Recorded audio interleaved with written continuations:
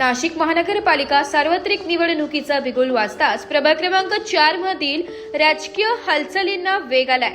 भारतीय जनता पक्षाच्या अधिकृत उमेदवारांनी प्रचाराला सुरुवात केली असून नागरिकांकडून उत्स्फूर्त प्रतिसाद मिळतोय।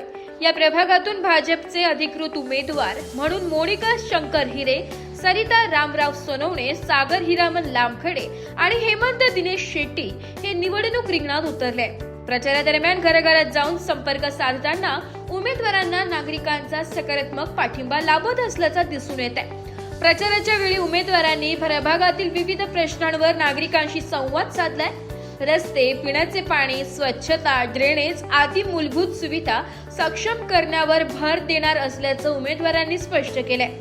प्रभागातील रखडलेली कामे पूर्ण करून नागरिकांना दिलासा देणे हेच आमचे प्रमुख उद्दिष्ट असल्याचं त्यांनी सांगितलंय।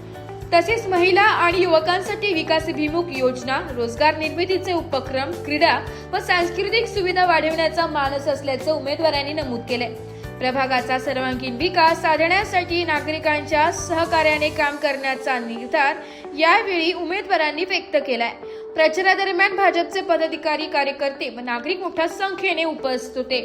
प्रभाग क्रमांक 4 मधून भारतीय जनता पक्षाकडून आपण 4ही उमेदवार अधिकृत आहात। प्रचाराला चांगला प्रतिसाद मिळत आहे, काय सांगाल? नमस्कार, मी आज आमची प्रचार फेरी तारवाला नगर तलाठी कॉलनीतून सुरू केलेली आहे। आम्ही 4ही उमेदवार आणि आमच्या सोबत परिसरातील मतदार आज आमच्या सोबत मोठ्या संख्येने उपस्थित आहेत।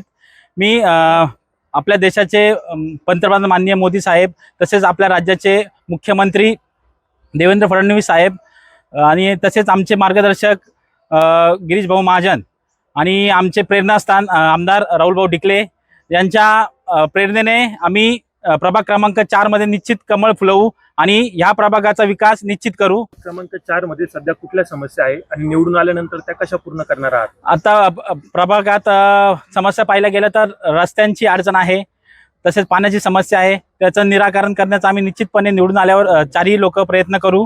महिलांसाठी तसेच युवकांसाठी आपल्या प्रभागात काय करण्याचा मानस आहे? महिलांसाठी एक स्किल डेव्हलपमेंट सेंटर उघडण्याचा आमचा चौघांचाही मानस आहे। ते स्किल डेव्हलपमेंट सेंटर आम्ही निवडून आल्यावर निश्चित करू। तसेच युवकांसाठी ई लर्निंग अभ्यासिकेचं पण आमच्या जाहीरनाम्यात तो घटक आम्ही लक्षात घेऊन त्याच्यावरही देखील काम करणार आहे। ब्युरो रिपोर्ट, नाशिक लोकशाही न्यूज, नाशिक।